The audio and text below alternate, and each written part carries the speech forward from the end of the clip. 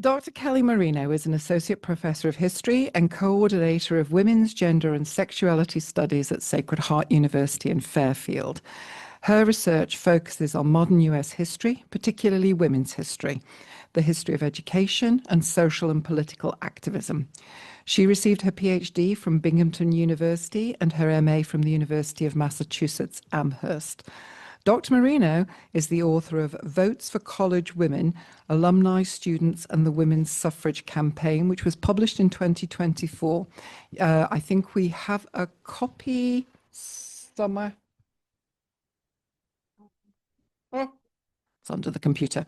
It's got a great cover. So if you want to obtain a copy, you can get that from Books on the Common, or, well, that's the only one I'm going to tell you about. She also has another book coming out later this year. She hopes it's going to be out.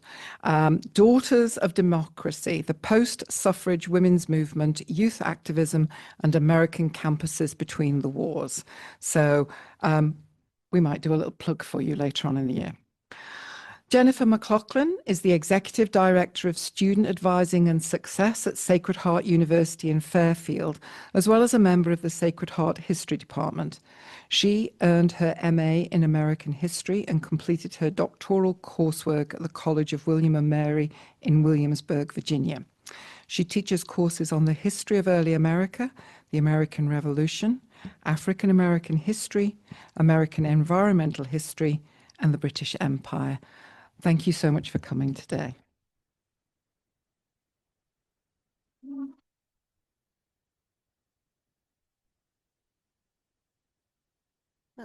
Thank you, everyone, for coming today. I'm allergic to March, so my voice is a little bit scratchy.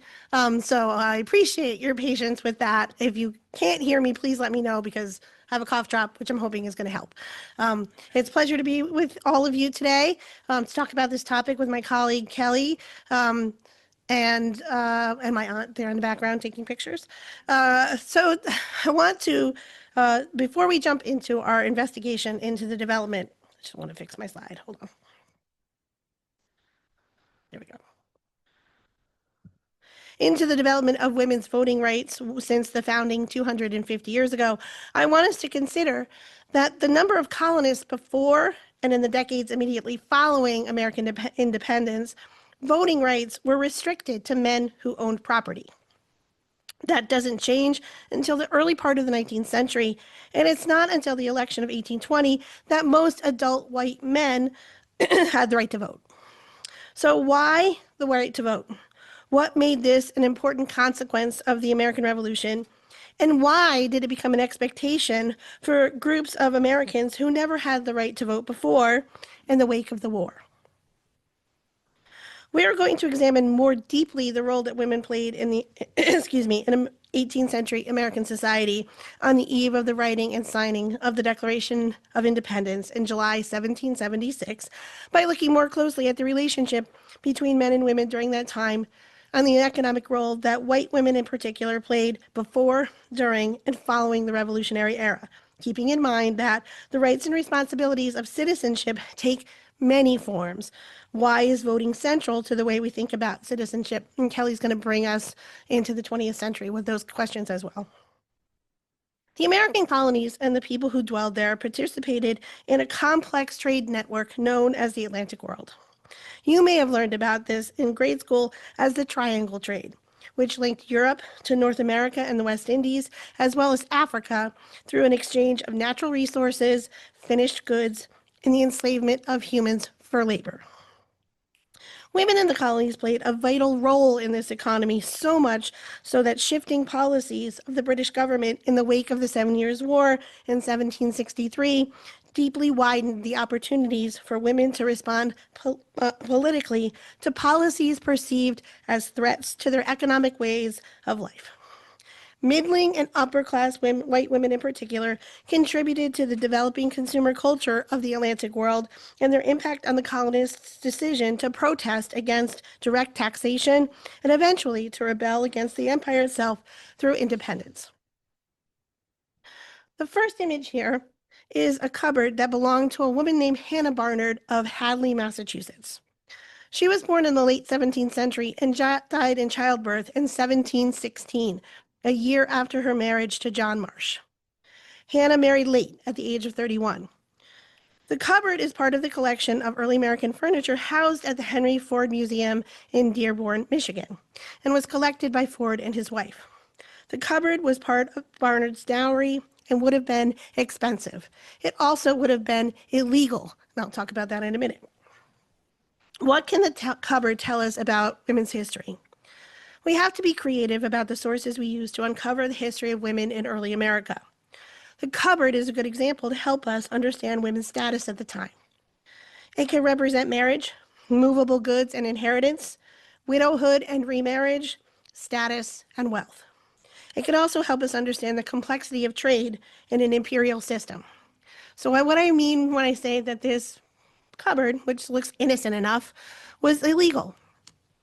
The purpose of the Atlantic trade and the system under which the colonies lived in their relationship with Britain was based on the idea of mercantilism, the idea that the colonies existed for the economic benefit of England, Britain. What that means is that the colonies provided natural resources to Britain, and then those natural resources would be shipped across the Atlantic Ocean, and then manufacturers and artisans in Britain would turn those natural resources in raw materials into finished goods that could then be shipped back to the colonies and sold to the colonists. So ultimately, this whole economic system is established so that Britain can make money. This was obviously a finished cupboard, and it was made in the colonies. It's made in Massachusetts. It's one of the reasons why Ford and his wife collected it, right, as an example of early American artisan workmanship, craftsmanship. But technically, the person who built this cupboard was breaking the law because it's not supposed to be made here, right? The wood that goes into this very ornate cabinet, you can see that all the inlay and different colors and types of wood that are put into it spell out her name, as well as, again, lots of decorations. It was very expensive. Took a long time to make, and it should have been made in Britain and shipped back to the colonies, but it wasn't. So women use these cupboards, use these goods. They make decisions every day as the people who really are in charge of the household economy that ran the economy of the American colonies every single day. And it meant that they were making economic decisions for their families all the time. This one's a little bit different. This is the dowry that she brings to her marriage. It was defined as a movable good, meaning that if Barnard hadn't died before her husband, she would have been able to claim the cupboard and anything that was inside of it. Unlike other kinds of property, such as land or a home, which you can't really move, but you can move a cupboard.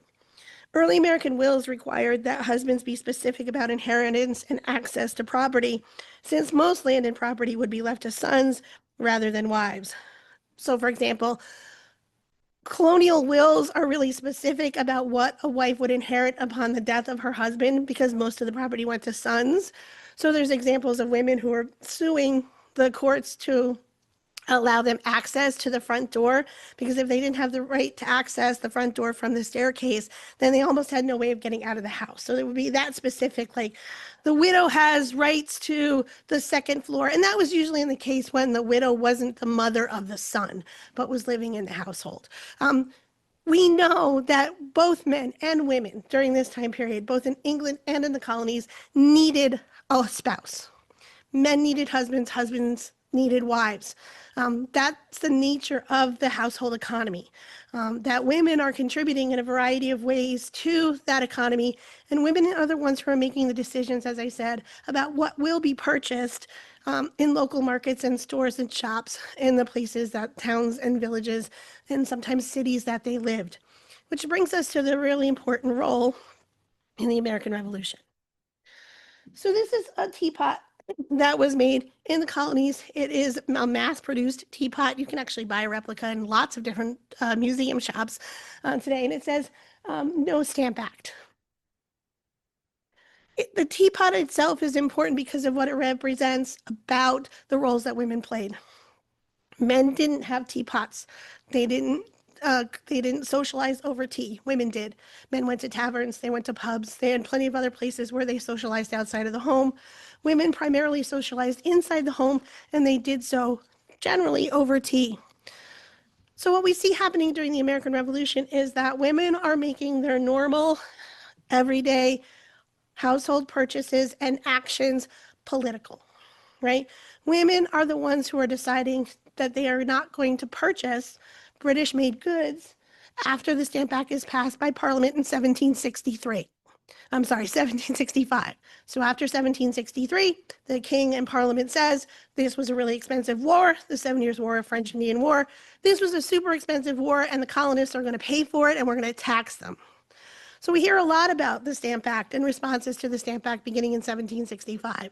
There are riots. There's a Congress in New York for the second time. Delegates from the colonies gather to discuss how they're going to answer or respond to this taxation.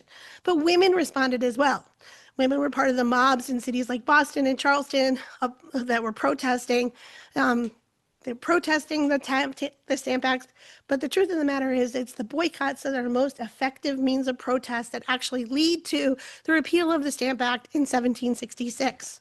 London merchants put pressure on Parliament to say, we are losing so much money because Americans are not buying our goods. You need to repeal this tax. The boycott worked. And women were really at the forefront of that boycott. So what we see happening during the American Revolution in a variety of ways is that women participated and their acts become politicized in ways they hadn't been before. And excuse me, in the success of the revolution and the success of that revolutionary moment, women expected more. They expected more recognition of what they had done as citizens of the United States, influenced by the words of the Declaration of Independence, influenced by Enlightenment principles about natural rights. They started to think of themselves as citizens, just like men, no longer subject to the authority of a crown, but citizens of this new nation. Now, for women at the time, it did not translate into the right to vote, and Kelly's going to take us there. What it did do, however, was to empower women to think more broadly about what their roles in society should be and could be. And we'll see later the roots of the suffrage movement that are tied to reform movements in the 1820s and 1830s, most notably the temperance movement, as women began to join voluntary organizations to protest drinking that's not moderately done in American society, to erase this evil from society, in the anti-slavery movement to erase the evil of slavery from American society, and increasingly to participate in a movement that would give them rights as citizens, just like men had rights as citizens. What did happen was something that we refer to as Republican motherhood. To skip Mary Fish. And an increase in the number of lady seminaries, especially throughout New England. So this is an image from Harriet Beecher's seminary in Hartford. Some argued that at the very least, opportunities for women to have some sort of formal education outside of the home would at least acknowledge that they were virtuous citizens and that their obligation was to raise virtuous sons and virtuous daughters, and this concept of Republican motherhood. And they carry that through in some increased access to education, especially, as I said, in New England. I don't want to take up all of my time. I'm going to make sure that Kelly gets her opportunity to speak as well.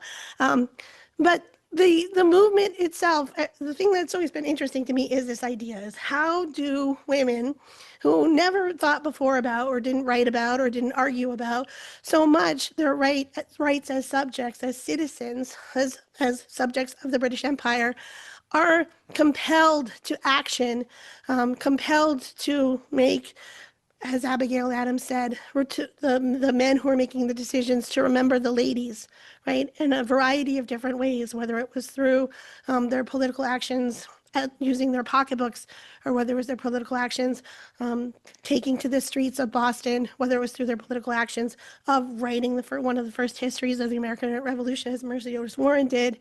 These are ways in which women step outside of their not necessarily outside of their roles, but use their roles in society to challenge our understanding as a nation of what it means to be a citizen. And then the fight for the right to vote begins. We'll have time for questions afterwards, so I'm going to turn things over to Kelly, and she's going to jump into the era after the Civil War. Thank you.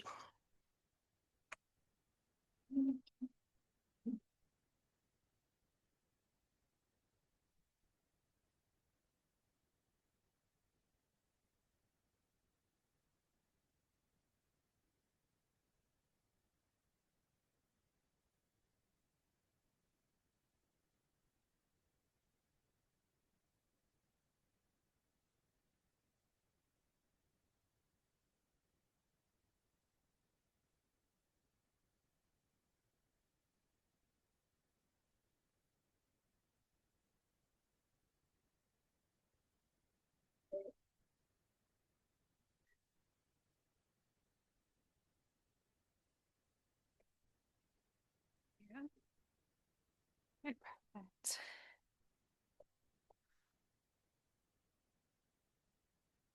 Awesome.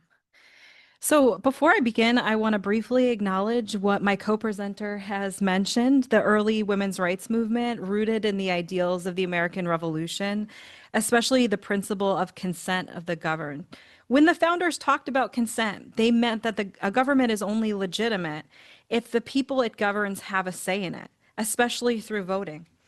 But from the very beginning, this principle was unevenly applied. Women, enslaved people, and many others were excluded from that definition of the governed. What I want to focus on is what happens after the Civil War when the United States is forced to sort of define citizenship for the first time, and more explicitly than they ever had before. And I think during this time period, a really important question comes up. And it's the question, once again, what does it actually mean to be a citizen in a democracy? Is it simply a legal status, or does it mean having a political voice, real participation, and power? After the Civil War, women didn't just fight for the right to vote, they debated what citizenship itself should mean. And importantly, different groups of women answered that question in very different ways. In the aftermath of the Civil War, the United States rewrote the Constitution through a series of amendments designed to redefine the nation. Let's see if I can get it to go to the next slide. The 14th Amendment defined citizenship for the first time, declaring that all persons born or naturalized in the United States were citizens. This was a major shift. It created a national definition of citizenship rather than leaving it to the states. The 15th Amendment then prohibited denying the right to vote on the basis of race. However, it did not include anything about sex, and it was widely understood to apply only to men. This created a moment of both possibility and exclusion. For the first time, citizenship was clearly defined, but women were still excluded from political participation. Some suffrage leaders, including Susan B. Anthony and Elizabeth Cady Stanton, responded by arguing that the Constitution already granted women the right to vote. Their argument was simple. If women were citizens, they should have all the rights of citizens, including voting. Anthony decided to test this theory by voting in the 1872 presidential or 1872 election illegally. She was arrested and fined, and she refused to pay the fine. This strategy was known as the new departure, her argument, and ultimately it was rejected by the Supreme Court in a case called Minor versus Happersett in 1875. Virginia Minor attempted to register to vote in Missouri, and she was also denied. The court ruled that while women were citizens, citizenship did not automatically include political rights such as voting. Unless the Constitution explicitly granted that right, states could actually restrict it. And this ruling made something very clear. Being included in the nation at this moment did not necessarily mean being included in its political system. This is post-Civil War. This created a fundamental contradiction at the heart of American democracy in the late 1800s. Women were citizens, but they could not fully participate. As a result, suffragists shifted their strategy from constitutional interpretation towards securing a new amendment that would grant women the right to vote. So from this point forward, the central question became, what does citizenship actually mean and who gets to exercise it? At this point, many women broadly agreed that they wanted greater political rights, but they did not agree on what equality should look like or whose rights should actually come first. For Black women, citizenship was never just about voting. It was about survival, protection, and full participation within society. Mary Church Terrell, a prominent activist and one of the founders of the National Association of Colored Women's Clubs, argued that Black women needed education, civil rights, and protection from racial violence in addition to voting rights. Her organization's motto, Lifting as We Climb, reflected a commitment to collective advancement for Black women. Citizenship wasn't just about access to the vote, it was a much more comprehensive vision. Ida B. Wells, a journalist and anti-lynching activist, provides a powerful example of how Black women challenged both racism and sexism in their struggle for suffrage. In the 1913 suffrage parade in Washington, D.C., organizers asked Black women to march at the back in order to appease Southern white participants, and Wells refused. Instead, she stepped into the Illinois delegation during the march. This moment highlights a key contradiction. While the suffrage movement challenged gender exclusion, it often reproduced racial exclusion. For Native American women, the question of suffrage was complicated by the fact that many were not recognized as U.S. citizens at all. The Indian Citizenship Act of 1924 granted citizenship to Native Americans, but even after that, many states continued to deny them the right to vote through residency requirements, taxation rules, and other barriers. This means that even after the passage of the 19th Amendment in 1920, many Native American women still could not vote.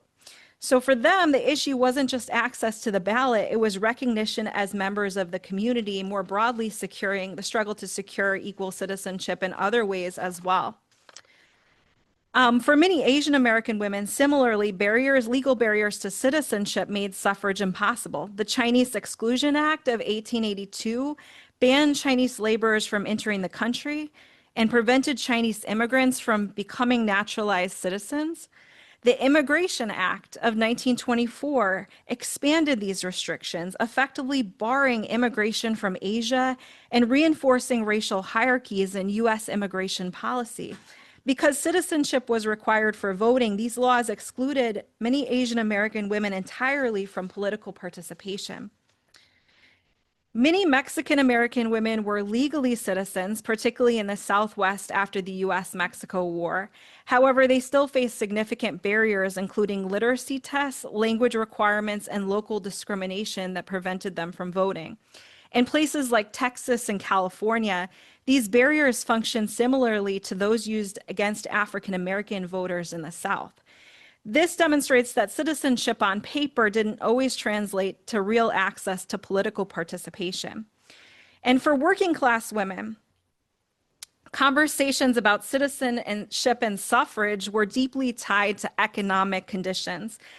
The Triangle Shirtwaist Factory fire of 1911, which killed over 140 workers, many of them young immigrant women, highlighted the dangers of industrial labor, and this is just one incident. Labor activists such as Rose Snyderman argued that the vote was necessary to change the laws, and the laws were necessary to protect workers. For these women, citizenship meant the ability to influence wages, working conditions, and safety regulations. This suggests that for them, political rights were closely tied to understandings of economic power as well. So the 19th Amendment was ratified in 1920, and it prohibited denying the right to vote on the basis of sex. And certainly it was an important and major victory, but it did have its limits. The amendment didn't guarantee access to the ballot for all women. Black women in the South continued to face poll taxes, literacy tests, and violence. Native American women faced delayed citizenship and state-level restrictions. Asian American women were often excluded from citizenship entirely, and Latina and Hispanic women faced structural barriers that limited their participation. In other words, the 19th Amendment removed sex as a barrier, but it left race, citizenship status, and class barriers in place. And it was not until the Voting Rights Act of 1965 that many of these barriers were actually addressed. So if we return to the central question, what does it mean to be a citizen? I think the history shows that citizenship was never something that was fixed or a simple concept in US history. It's been something that's been contested, evolving, and shaped by different groups with different priorities. The right to vote was a critical step forward for women in 1920, but it didn't resolve deeper questions about power, representation, and participation that continued on. And the history of women's suffrage is not just about gaining the right to vote, but it's really about an ongoing conversation about the struggle to define who belongs, who has a voice, and where democracy truly exists. So thank you guys, and we look forward to your questions.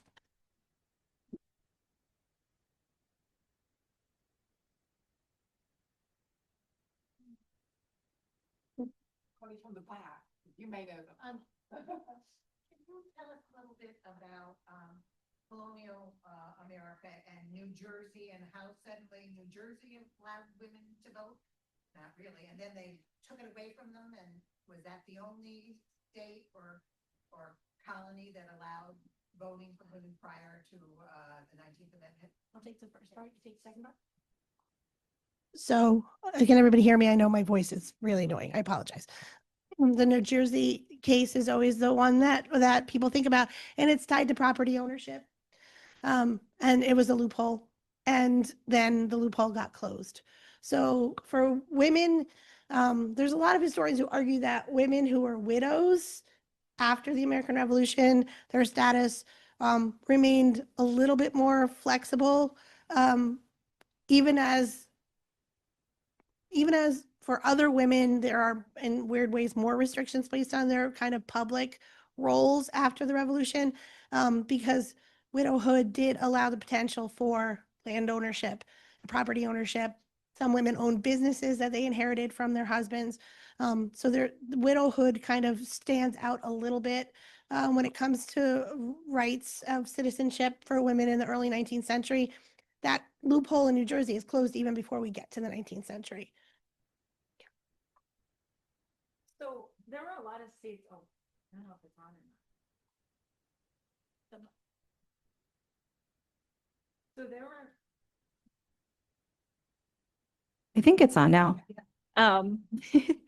There were quite a few states out west that allowed women to vote before 1920. And then progressively by 1917, New York State, which is the big one for the suffrage campaign, enfranchised women at the state level. And especially out west, I think gender ideals were much more fluid early on. Because when people went west, the types of work that they had to do was very different than in eastern cities. So if you were a middle class or upper class woman in an eastern urban area, and again, middle and upper class, mid 1800s even, you were kind of trying to be this true woman who was a good domestic housewife, raised your children, was respectful of your husband, was moral, pious, and pure. And was content in that role. But I think for the women that went west, when they got there, the realities of what it took to establish a new life and a homestead, it pulled them out of the domestic sphere and out of these traditional roles. And so they were given a certain amount of political power and agency and asked to kind of step up in ways that maybe they wouldn't have had to sort of be doing, right, if they were living in sort of Eastern urbanized cities that were kind of more structured during that time period. So they had a lot more freedom out west. And so you see the granting of voting rights at the state level a lot earlier in some of the Western states. Just curious, were American women ahead of British women at this time in this quest for full citizenship and voting and stuff? What is the status of that? I mean, certainly what you're saying is true. Those pioneer women, those frontier women had such different responsibilities. I mean, just huge.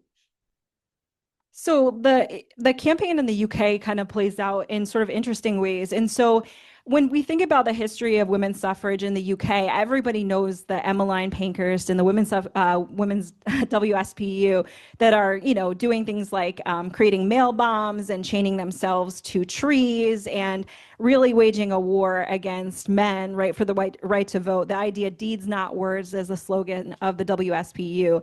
And in about 1907 to 1909, that's when that organization that's very radical, that gets called the Suffragettes, that's when they really start to take off. So there are these mainstream activists called suffragists, just like in the US, in England during the time period, but there's a lot of media attention to the more radical campaigners.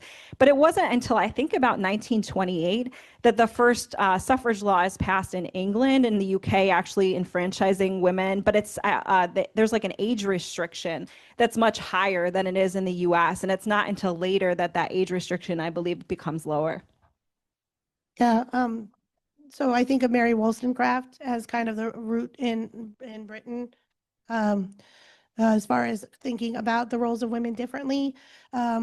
Things are slower in Britain, so the reform bills to expand suffrage for all men in Britain, not just those who had titles or those who own property, because it's hard to become a property owner in Britain because it's an island and land is limited, and that's why so many were part of the colonial movement in the first place.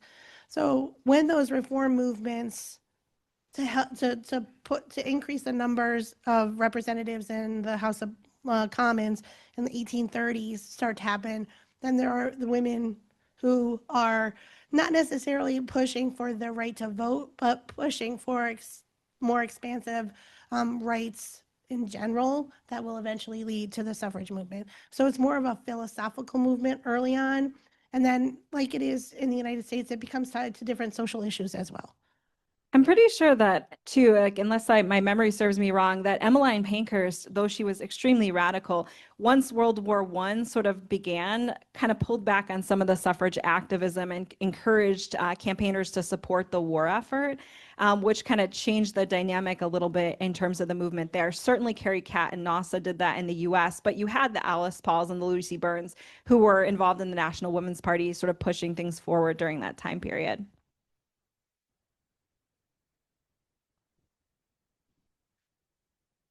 For kind of like fixing starts and giving women rights, other rights.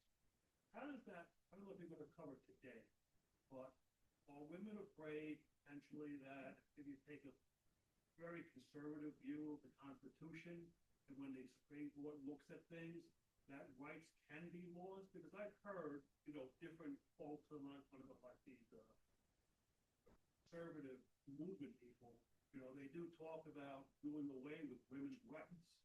So is solid how things are and what can be done to make sure that doesn't happen? I think there's two things, and Kelly, you can jump in whenever.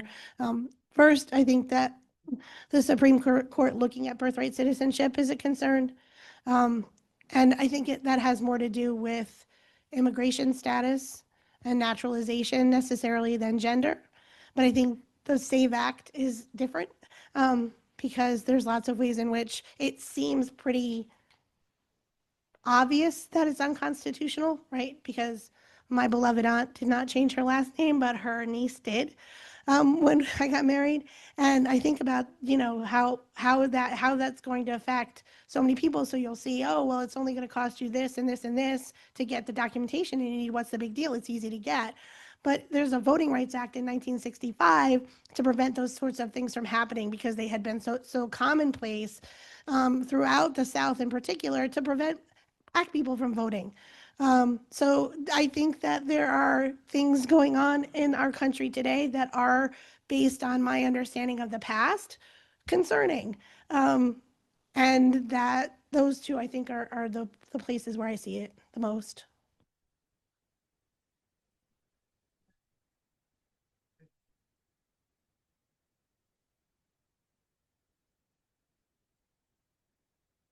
I'm sorry, my ears are so clogged from my allergies.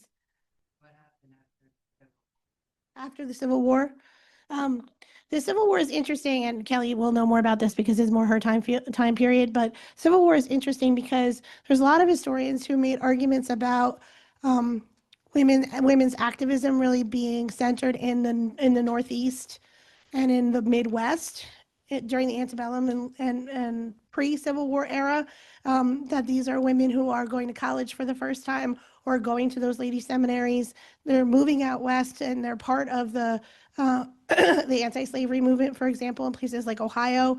And then there's this argument that you don't see those same kinds of organizations in the southern states because their society is different. It's more shaped by this idea of the domestic sphere that Kelly mentioned, by traditional gender roles for women, that the plantation system as a patriarchal system upholds that for middle and upper class white Southern women, where that's not necessarily the case for middle and upper class white women in the North. The actions of the war itself, the experience of the war itself, challenges some of that understanding, because women in the South, in the Confederate States, had to cope, right? They had to manage, they had to survive, they had to do things that weren't what was were part of their expected social roles, gender roles. So, for example, they protest actions of the Confederate government during the war because of rationing, because of laws about quotas and what could be taken from their property, the enslaved people who could be taken from their property, the food that could be taken from their property to be used. So as much as the Confederate government was said to be focused on states' rights, once they have to actually fight a war, they start to turn to many of the things that they criticized the U.S. government for at the time of secession. So we see more activism among Southern women as a consequence of what's happening during the war. I don't know if you wanted to jump in. Yes, one of the things that happens during the Civil War is women go to college because the colleges need someone to fill the seats and they can't make money because the men are off.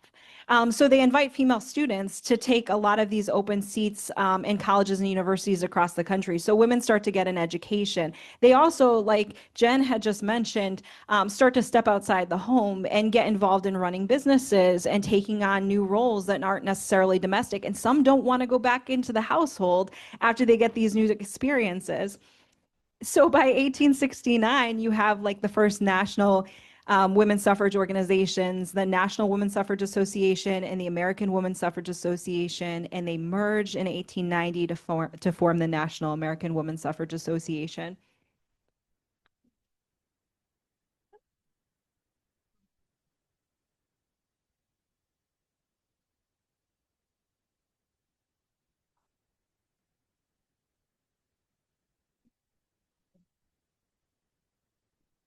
I asked about getting involved in something,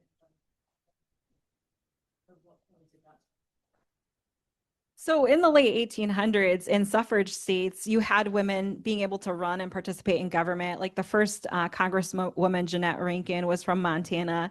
And then once women are enfranchised, it speeds up quite a bit by the 1920s and 30s, and especially at the grassroots level. I think the book is called Beyond Suffrage. It's Christy Anderson's book, or After Suffrage, and it looks at like women holding political offices, and it talks especially about state and local politics and how important women become to those running those particular aspects of sort of like civic life and government. And, the New Deal and FDR, when he becomes president, he welcomes a lot of women into sort of like national leadership positions under his presidency.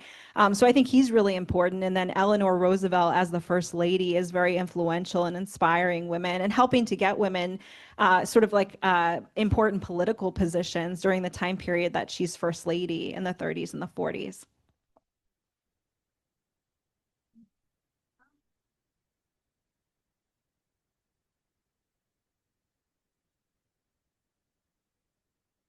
In Britain and then in America, because the right to the laws were the amendments were passed at virtually the same time. So did they like beat on each other or?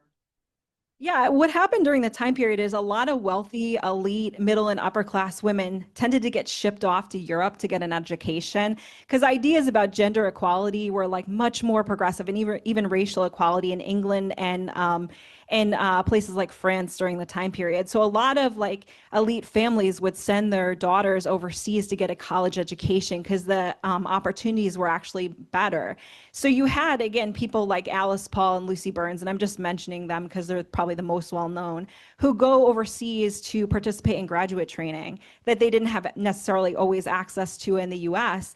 And when they're overseas, they get involved and inspired by the work of the WSPU, Emmeline Pankhurst and her daughters. And then for the story of Alice Paul and Lucy Burns, they end up meeting in a London police station, and they're both working for the organization, and they become friends, and they return to the US, and they don't agree with NASA or Carrie Katz's vision for how the suffrage movement should be conducted here. And they sort of split with NASA, and then by 1916 have solidified the National Women's Party. And Emmeline Pankhurst and her daughters come to the U.S. constantly, and they're invited by branches of NASA and the NWP to give presentations to the American public, right, about their experience in the UK. And I think it's inspiring. It's terrifying to some people, but also inspiring.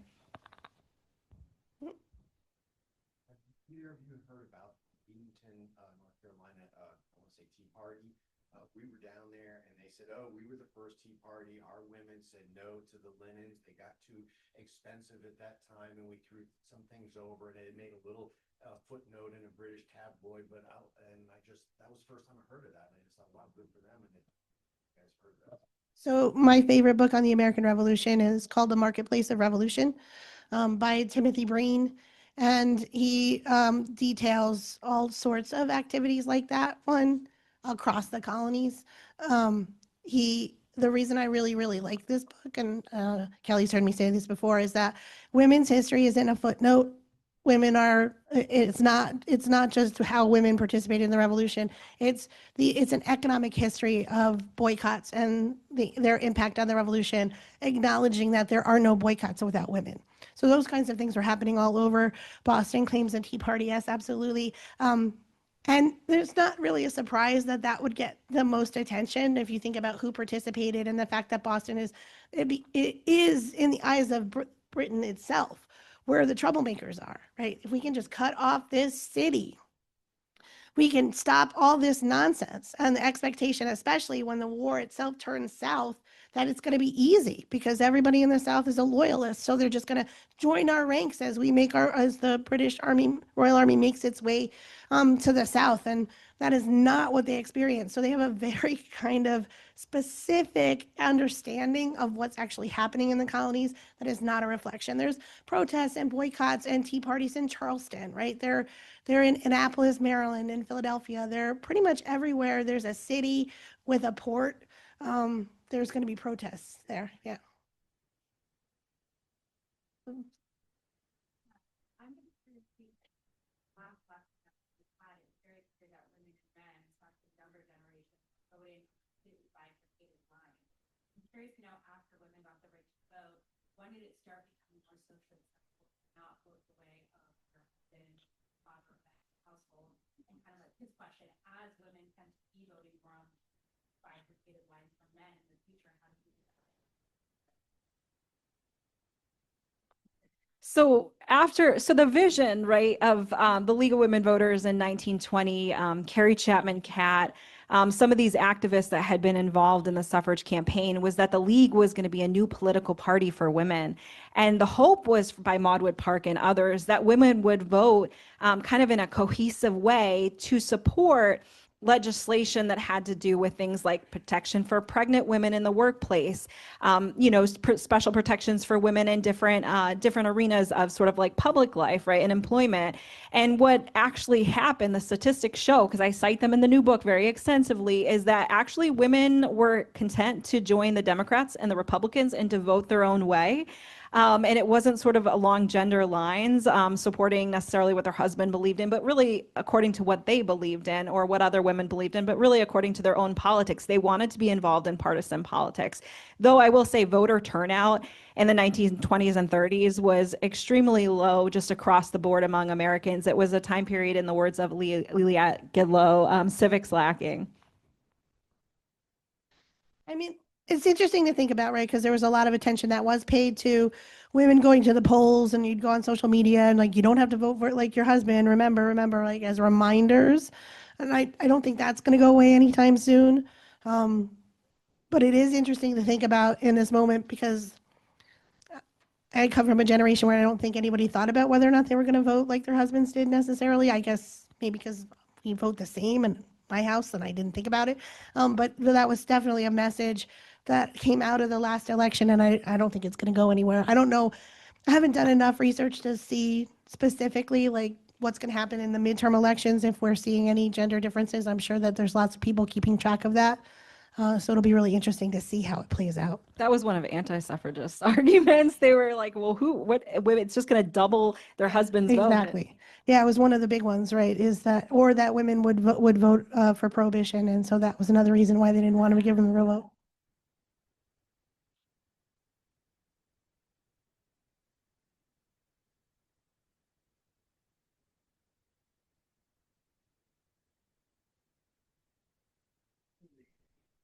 Anti-women in many respects. How does religion change in terms of granting more rights for women when those religions were actually very strict to begin with? So I have a different view of the Puritans, and I think the way that families migrated to Massachusetts Bay, to Plymouth, and made their way to Connecticut and New Haven colonies were family units, right? And there's no doubt that this was a patriarchal society. It absolutely was a patriarchal society. And there were ways in which, like Anne Hutchinson kind of comes to mind, right? That women were targeted for behavior or conduct that was against the social norms. But there's generational change that takes place as well as people start to settle into the colonies and as one generation replaces another generation. And by the last quarter of the 17th century, the Puritans themselves are pretty concerned that people are not following the rules, right? They're not getting baptized. And if you can't get baptized, you can't be a full member of your society, of your congregation. They may have infant baptism, which they don't really like. And then they may have their children baptized, but they're not going to the full lengths to become full members of the congregations. So that they have this thing in the 1660s called the halfway covenant that's meant to keep more congregations within the whole of Congregationalism. So the descendants of those earliest Puritans, especially the ministers, are really worried about whether or not the godly are still godly, right? They think, they call them Yankees. They think that they have been corrupted by living in the colonies. They've been corrupted by the economic system. They've been corrupted by coming into contact with other people who are not Puritans. So I think that there's an understanding that we have that they were very strict and that there were punishments and women were hanged for being witches and things like that. And those things are true. But I think internally they're very concerned that people are acting like people and they're not always following the rules. And as I said before, men and women depend on each other for their livelihood, for their survival on a frontier sometimes, or in a, in a place where land is becoming more and more scarce and they have to move farther away from the center and they are encountering Native Americans and their, survival is prime. I think that there's a religious revival in the 18th century that challenges that kind of authority, puritanical authority, that creates churches like eventually the Methodist Church and the Baptist churches in the United States. And many of them allow for a more vocal role for women. But even the Puritans, right? The women, here's an example. Women did undergo conversion experiences so they could become full members of the church. It doesn't mean that they're not voting in town meetings in Ridgefield or in Fairfield, right? But they're full members of the congregation. They have to do the same thing that men do. They have to confess their conversion to the congregation. Women wrote it down. They couldn't speak it out loud. They had to have a male member of their family, a man, read it for them, and then the congregation would decide if this was a true conversion experience. So there are limitations on their roles, even from the beginning, but I think there are ways in which those boundaries are pushed. And new Protestant churches that start to arrive in the colonies in the 18th century, and then in the next religious awakening in the early part of the 19th century, women find other ways to find a voice and some level of power within the churches, even as always recognizing that these are patriarchal societies. The other thing about those churches is that many of them open their doors to Black men and women. There are a lot of Black women and who will become preachers as a result of those awakenings. I don't know who put their hand up first. Go ahead, and then you'll be next. Oh, okay, go ahead. Okay. We were at the No Kings rally here in town yesterday, Okay. and I looked around the crowd, and I saw an awful lot of people who looked like they were veterans of Vietnam War veterans, and very few people who looked like they were ones that are more here in the country. And that really concerned me because you mentioned the SAVE Act. The SAVE Act is going to throw up, if it's passed, God forbid, it's going to throw up all kinds of roadblocks to voting, not just for immigrants or people of color, for women too, and you mentioned the reasons why. And it makes me worry that there's apathy out there. There are people in this current government who listen to right-wing influencers who totally believe and are completely upfront about the fact that they think that women should do nothing more than have babies and have no place in government, no role in government, and no serious role in society. And I worry about the apathy that is needed to combat that. So I just wonder what do we do? I mean, Kelly and I spend all of our time with college students, and I will tell you that Sacred Heart is not the most politically active university in this country of ours. And it leans a little toward the conservative, but I don't have any women in my classes who are telling me that they're not planning on getting jobs when they graduate, right? They're not telling me that their goal is, I'm just going to find my husband and that's it. Now, some of them talk about a timeline. I need to meet my husband. I'm a senior and I haven't met my husband yet. So they do have those conversations sometimes. And I'm like, however, they are ambitious women, right? They want to be successful. They're some of our brightest students are like I said, they want to go to law school, right? They want to work in corporate America. They want to be teachers. They want to be nurses. So they're not talking about what maybe some of the men their age are hearing in those podcasts about the expectations for women. I'm not sure that I don't know if the men in their classes are going to convince them, no, really, this is what you want to do. I don't know, Kelly, what do you think? This is totally anecdotal, by the way. This is not. This is just my experience with the students. I understand what you're saying, and I've seen the protests, and I've seen, right, that you're right, that the generation that seems to be most tied to protests is the generation that invented them in many ways when it comes to Vietnam, and I think that's amazing and important and essential. I don't know if part of it is just that it's a different form of activism. Yeah, I mean, I think that just like across the 20th century, it's always been a battle, right? To try to get people in politically engaged in voting. I think the 60s and 70s were sort of peak moment of engagement.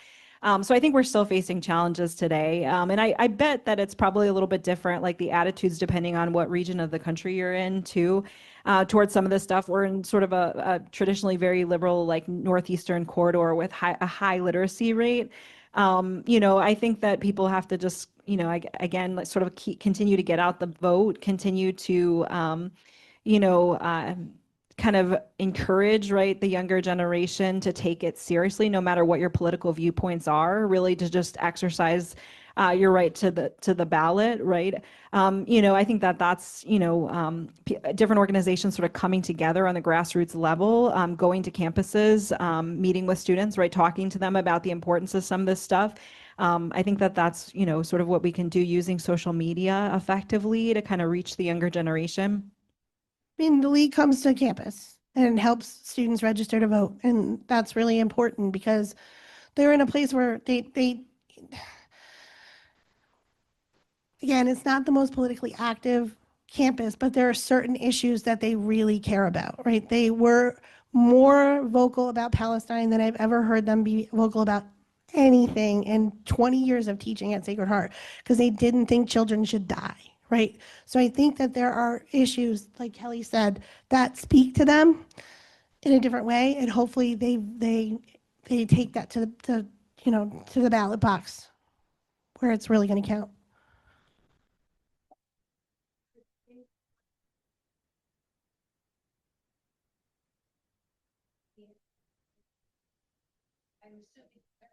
Yeah, she did get, I don't know, I have to be honest, I don't know a ton about the details of the case. You might know more than me, I'm not sure.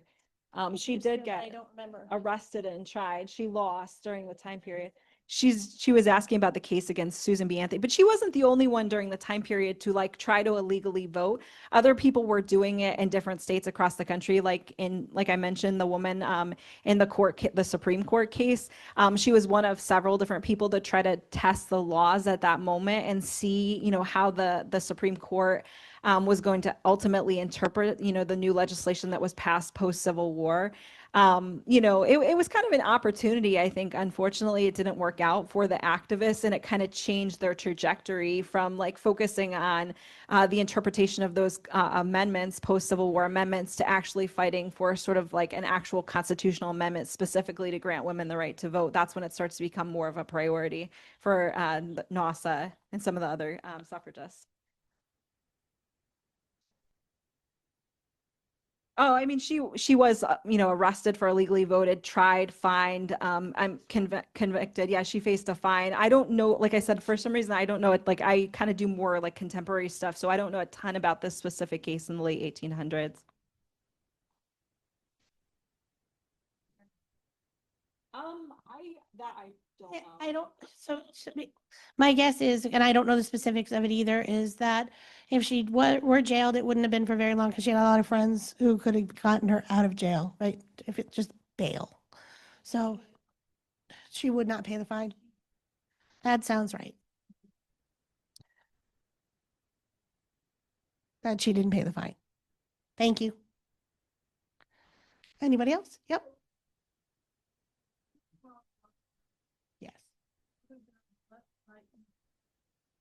We speak of registering and voting. Or I know they want careers, they want college education, they want to advance, some to get married, whatever. But do they also speak in real time and saying elections are coming up, I'm going to register, vote, get my feeling across for my vote? Do they speak of that in the classrooms or on campus? So again, more recently, yes. And we've had voter registration drives on campus. Thank you, League of Women Voters. I, they have not in the past been as interested in elections that are not presidential election years.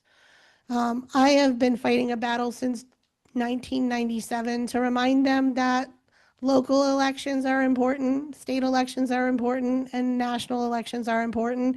It's not just every 4 years that we need to vote, and that in fact, those local and state elections are going to affect their lives a lot more in many ways, or maybe used to be in many ways, than who's in the White House. Maybe not so much anymore. I will say that, and I also tell them to listen, you're going to graduate from college and your concerns are not going to be the same as your parents. Your parents are worried about property taxes going up because they send their kids to public school and they want them to get a good education. But on the other hand, they don't want to pay so many property taxes. Your lives at 22, 23, 24 are not going to be concerned about the same things. You may not go back to your hometown. So you need to be informed and you need to be thinking about it. I don't know how much of an effect I have on them. I'm just at this point now, I'm just an old lady who talks at them. So, but again, I have heard them there. I teach a course of just history majors, and it's a methods course where they learn how to do his research and ask historical questions. And one of the things that we do every week is something called History in the News, and they have to bring something that's going on in the world today, and then we talk about it, and then we talk about the roots of what's happening and why, and how can we think about this historically. And I will tell you, I have a very small class this year of history majors. They're so smart. I mean, they're so well informed. They disagree with each other. They disagree with me. One of my smartest students who took the course last spring didn't think I could see a certain sticker on the bottom of his laptop, and then it revealed it to me one day. And I said, I'm not surprised. I heard what you said in class. So you need to create a space where they feel like they can express their views and what they know and what they understand and listen to each other. And so when they have that opportunity, I've been really, really, really impressed by what they have to say and how they've thought about it. They are very concerned about the Epstein files. That seemed, for some reason, that topic went long beyond what I thought we were going to time-wise.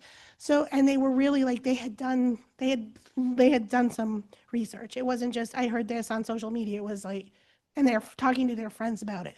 So there are some things that really would concern them, and I hope will translate into voting.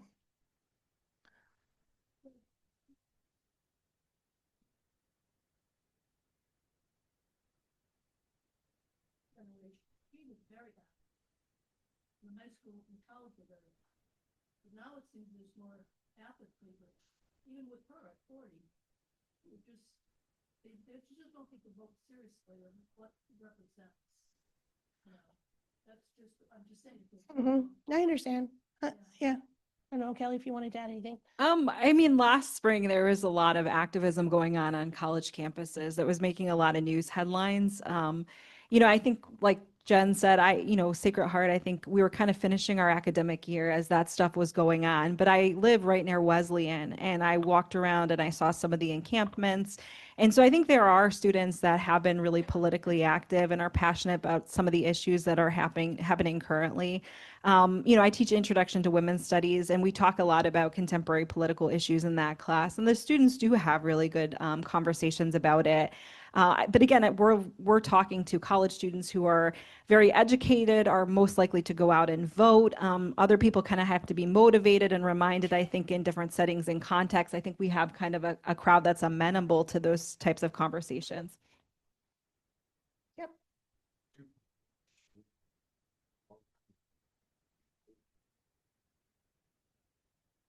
Sort of want to ping that and get a reflection. Number two, what does success look like if the women 200 years in the future are looking back to, wow, thank you, to the brotherhood, sisterhood that, pulled together. What does that world potentially look like? I mean, I think it's a world. I think they're both really interesting questions because I always think that women save the world and we should be in charge of everything. That's just my opinion, not what I teach in my classes. I would like historians looking back on this time period to think about people taking action. I would like people to vote. I would like the things that I think are important that are under attack or threatened to be addressed and protected. And I hope that historians get to tell that story. I just don't know.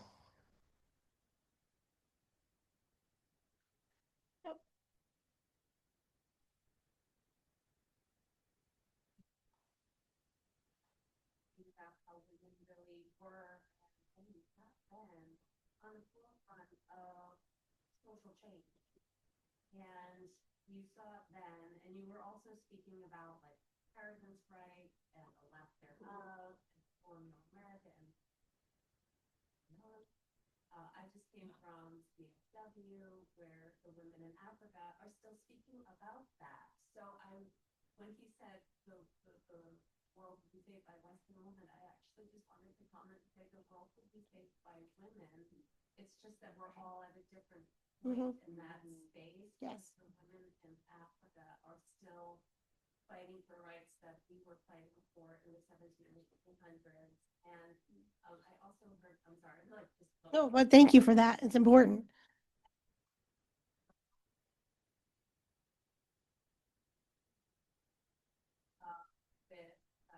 Social movement and women being a part of it, men always pushing men back down.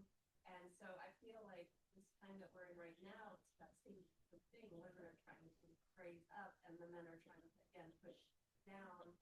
How do you, as two women who look at history constantly, how do you see what you've seen in the cycles of history and where we are now? What can break us out of that pattern? I think Kelly can speak more to this because she does more 20th century history than I do. But I think one thing that's really important for women is to acknowledge our differences, that we're not just one monolith because of our gender, that women come from different classes, they come from in socioeconomic and educational backgrounds. They're women of color. There are immigrant women. There's just so many different experiences that women have, and sometimes we get in our own way. And there's lots of examples throughout 20th century history when it comes to the women's rights movement in the 1960s and 70s, right? Where there's and as Kelly talked about in her presentation, after the Civil War, there are lots of African American women who are building their own organizations and facing pretty extreme racism from white women suffrage leaders like Elizabeth Cady Stanton. So, who was famously very upset that black men got the right to vote before white women did. So I think that is something that's really that we've seen before. And if we can somehow figure out how not to get in each other's way and support women, I think then something could really happen. I think lots of things have already happened, but I think more unstoppable, right? I mean, I think this is just a moment, just like there's been moments in the past. There's always like conservative time periods in politics and then more liberal time periods. So we're sort of in a cycle. It's not going to last forever. People will unite and kind of push a Democratic candidate forward, just like people have united and pushed a Republican candidate forward. You know, in terms of social and political activism, across the 20th century, usually what happens is you come out of a conservative time period, you have a first sort of generation of activists sort of putting a social and political movement forward. A lot of their early work is educational and it's using the courts to create change. And then you have a more radical next generation that takes things a little bit more into the streets and is a little bit more public in their demonstrations and protests. And you sort of have these cycles and waves. And, I think that, if you look at the civil rights movement, the LGBTQ rights movement, the feminist movement in the 60s and 70s, and how it progressed, even the 50s, 60s, and 70s, and how it progressed, that's sort of the shape that it took. I can't predict what's going to happen in the future, but I can't imagine that, we're not going to see eventually the tides change. They will. It's just a matter of time. 2 kids went up at exactly the same time. We'll start here and then go here. Yep.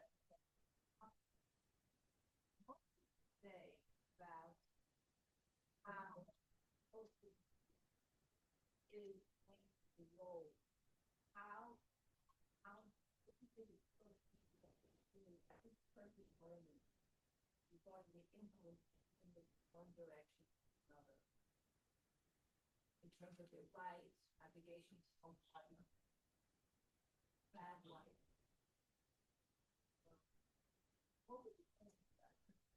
We have never had a positive period in time where we have some.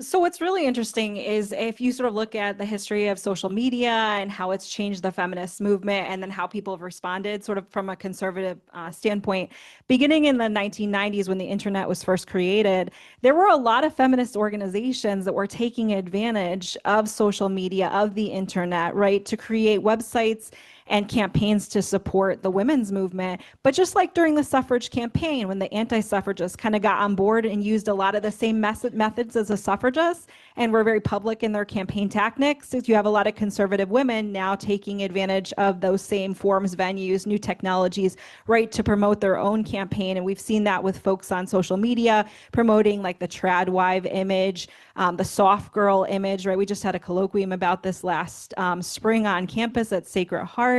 And so they've kind of started to use these new forms of media and technology, but it's like a whole new arena, right, of activism that the internet and social media has really created in the last like 20 or 30 years. I think we have to worry about the same thing that we had to worry about before, but just to a larger extent is misinformation and disinformation, right? Some of it is just not correct and nobody corrects it, and some of it is incorrect on purpose. And that's where the challenge really comes.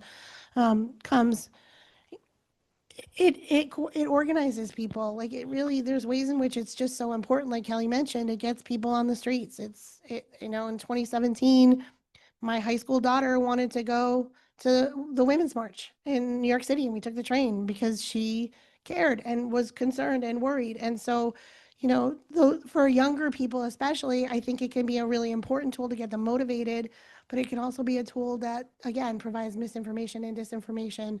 And so we just have to be really careful. The same for any use of social media because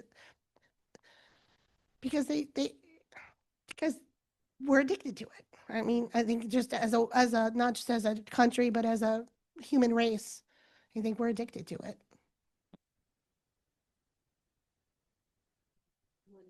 Oh, go ahead.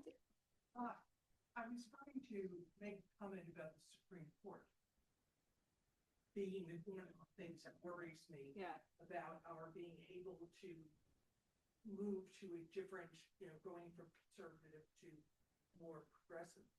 But I also, on this point, I'm very worried about AI because people lie. Yeah. And if you can't detect that it's lying, or that you've got laws being made that are preventing people from being able to tell the truth, like not being able to go to the Pentagon and report about what's really happening, we're not on the same footing.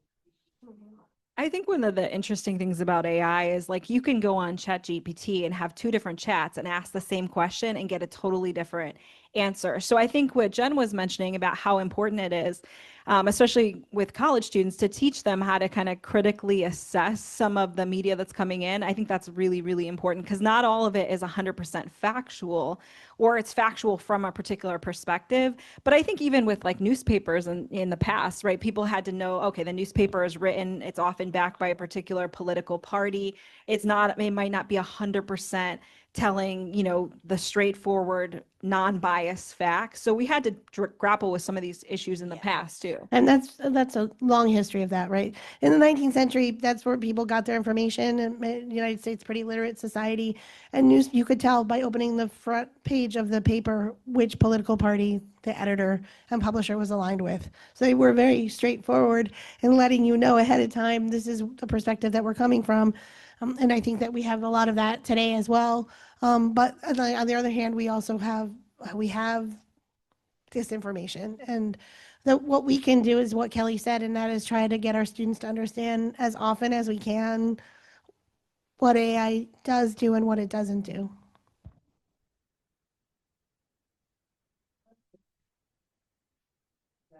There's daycare problems all the way through in terms of,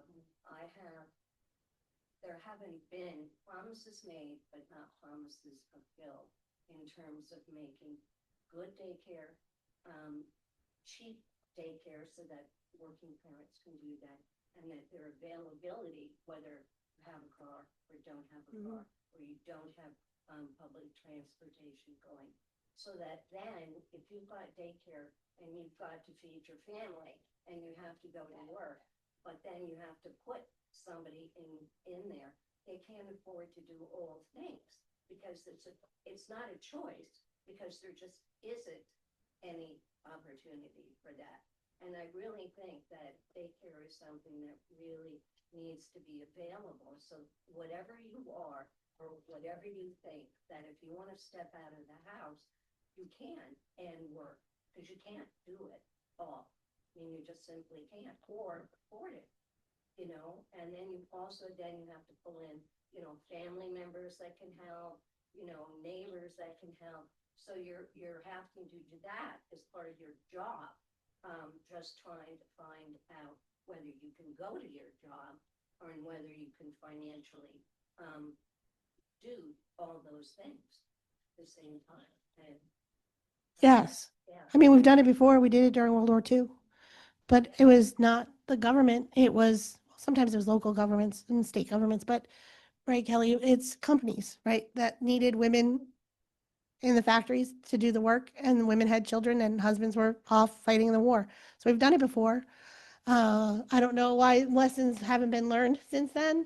I think that there was definitely a pretty strong campaign once the war was over to reinforce ideals about women's roles in the 1950s, and that discounts a lot of the women who had no choice. They had to work, right? They needed that income in their homes, or their husbands didn't return from the war, or their husbands returned from the war and couldn't work.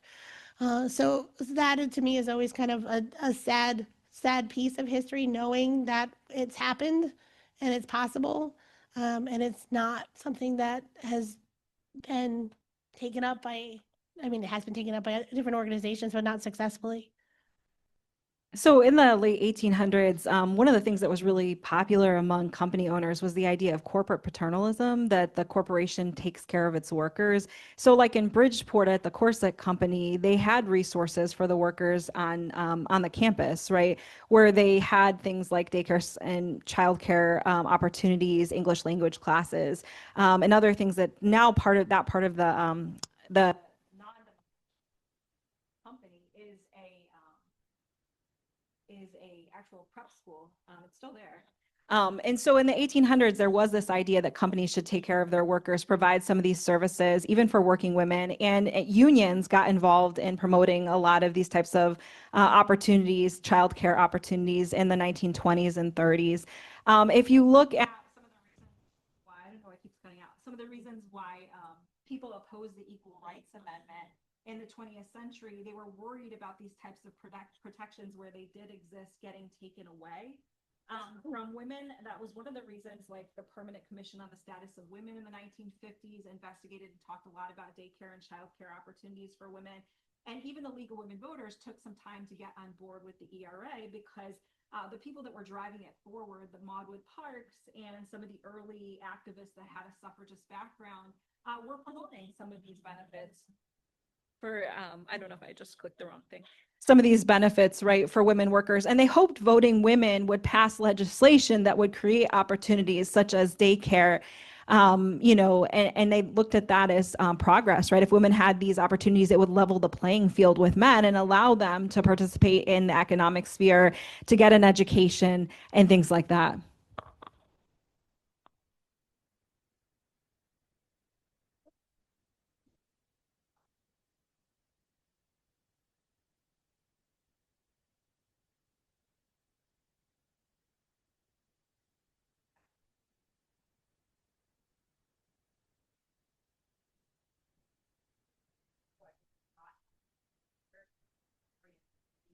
That before he the straw that breaks the camel's back, like his dance when just on both sides of the aisle, daycare, right, etc. Seems like governments are very concerned globally about funding for trying to negotiate. We've seen this before too in the 19th century, especially as immigration from Southern and Eastern Europe started to increase in the 1870s and 1880s, up to the eve of World War I. The nativist movement was in part a way to try to encourage the federal government to pass legislation to limit the number of immigrants coming to the United States. It's not successful until after the First World War, with the exception of the Chinese Exclusion Act that Kelly mentioned before.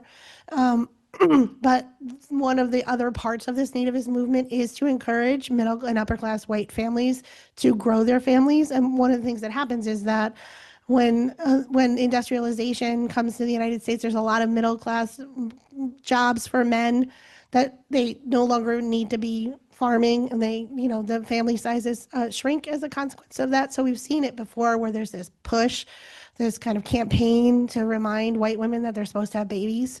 And we see that happening today, but I absolutely agree that is a pretty clear sign that the younger generation is very concerned. I have two kids in their 20s out in the world, and they talk about it too. Like trying to imagine owning a home, or trying to imagine to make enough money to have kids or to afford daycare. And the millennials that I work with all have small children, and it's like a constant struggle for them. And it's one that we really haven't really spent much time addressing. Yeah, I mean, I think right now I think everybody knows what the prices are just for like groceries. Like it's expensive to have a child. It's hard. And I think people have to make these like decisions maybe that they didn't have to make necessarily like 10, 15, 20 years ago because of the economic situation that's going on. That really, makes it difficult. I mean, I was looking at statistics online yesterday about how hard it is to afford a home or even an apartment. I have a studio apartment. My rent is like astronomical in the state. I mean, it's really like it's tough to survive out there now. And I think some of these economic sort of factors also play in to people's decision. But in another grain, like a totally another perspective, one of the things I've always said is I think in a way society almost rewards people like our country for getting married and having children, because if you get married, you get all kinds of benefits. You have a dual income. It's hard to be a single woman and survive financially. And there's still pay inequity is still a huge issue. One of our colleagues sent me some data on the inequities and what women are making still at certain professional jobs versus what men are actually making at certain professional jobs. And there's still that inequity, especially if you're looking at the wages of like racial minorities and things like that. And it's part of you know, not to go back to social media, but that's part of of that misinformation, disinformation, the image of the trad wife tradition, right? Is that if you dig a little bit deeper to see where some of these influencers who have 5, 6, 7, 8 kids, where they live, what their families, you know, where their income comes from, it's questionable, right? It creates a reality that is not accessible for so many people.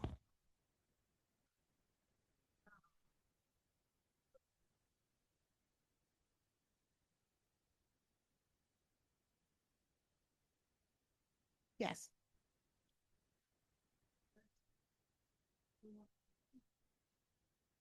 I think they do. Yeah. Right. Yep. General statement.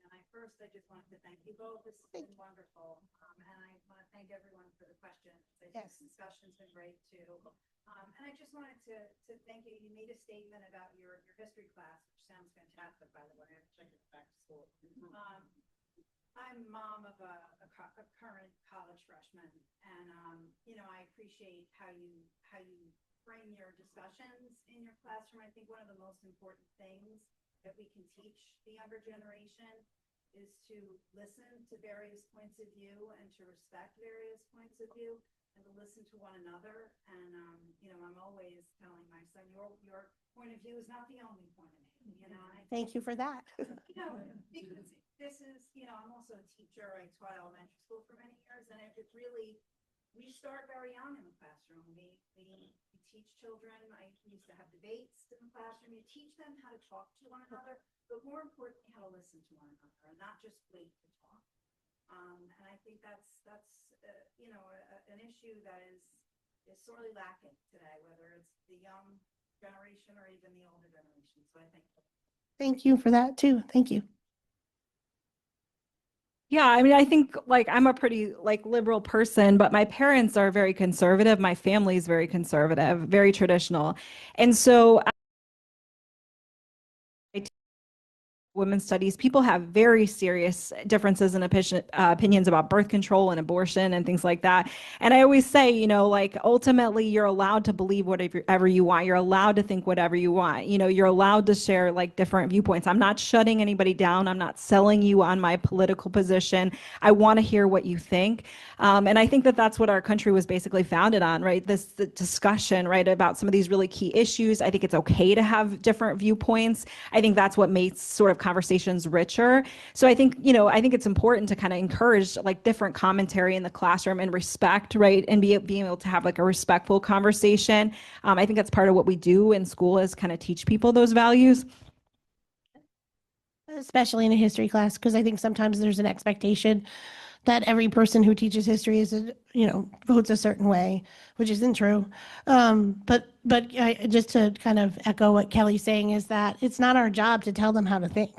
It's our job to teach them how to think. So.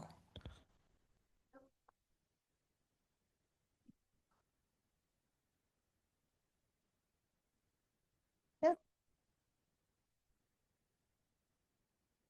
There was a time period in the 1800s where the elections, the way that they worked is whoever got the highest number of votes and the second highest number of votes became president and vice president. It could be a split ticket, which is really interesting.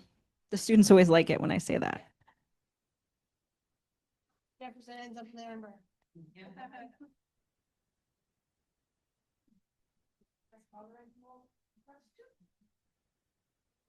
Well, I want to do this because when I speak on here, it gets recorded. I think that's why we need these.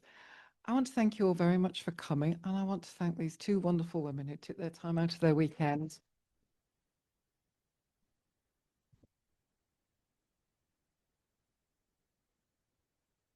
And now I'm going to do our plug.